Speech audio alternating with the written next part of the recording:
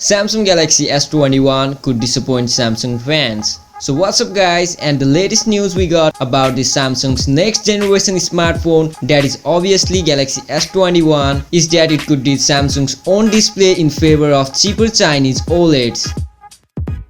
As said by Sam Mobile, the Samsung Electronics today sent an official request for quotation to the Beijing-based manufacturer. Sources close to company claims that the Samsung only intends to rely on BOE, that is the world's largest manufacturers of LCD, OLEDs and flexible display, and is the third biggest mobile OLED panel supplier in the world after the LG Display for a portion of the Galaxy S21 range. But the thing is, the Chinese OLED panels Samsung wants to order aren't intended to support 120Hz refresh rate, which is a key selling point of the current flagship generation, so it's really disappointing. So all this information concludes that the regular Galaxy S21 base model will not feature 120Hz refresh rate. The Korean insider claims that the quotation request sent to BOE only concerns a 90Hz product specification. Hence, the lower end of Galaxy S21 range may miss out the key display features supported by the entirety of the previous handset generation. We were expecting 120Hz refresh rate with less power consumption on S21, but it's totally opposite to our expectation. The Samsung display will still supply 120Hz ready OLEDs for the S21 as per the same source, but it's quite expensive. Since everyone was surprised by the huge $1,400 price for the S20 Ultra, which offers 120Hz refresh rate with battery depletion, so Samsung is going to shift towards BOE to reduce manufacturing cost of the next generation Android flagships. Rather than featuring 120Hz refresh rate with the low battery depletion, they are gonna reduce it to 90Hz, which was really unexpected from Samsung.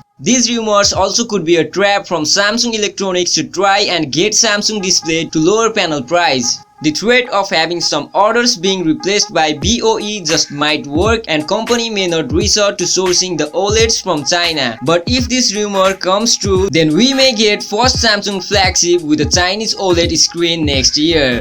Besides these disappointing rumors, we also got some latest leaks of Galaxy Note 20. Just yesterday, Ice Universe showed us the rough design of Galaxy Note, and now he shared the camera layout, which looks pretty good. And also the Griggles TV showed us the exclusive Galaxy Note 20 Plus 360-degree video. The front design of the phone shows the punch hole and small bezels. The Note 20 and Note 20 Plus will have buttons on the right hand side. It used to be on the left, so it's unexpected change, and that's a great news. If you look at the bottom, there is S Pen on the right, and we can see speaker, then USB-C port, and at the left hand side we can see the headphone jack. Talking about its camera, we can see a huge camera bump like S20 Ultra and triple camera setup, but unfortunately they won't feature the 100x zoom like the S20 Ultra. Also, the leakster Ice Universe said that it is similar to Note 10, but the last thing they gotta do is narrowing the hole and the chin. Another big news we got today is that the Samsung builds new 5nm EUV foundry line in South Korea. Yes, you heard me right. The Samsung has announced that it will start building a new 5nm chip production line in South Korea. The company is planning to make artificial intelligence, high-end smartphone and high-performance computing chips at its new facility. That will be really exciting. So that's all information we got today,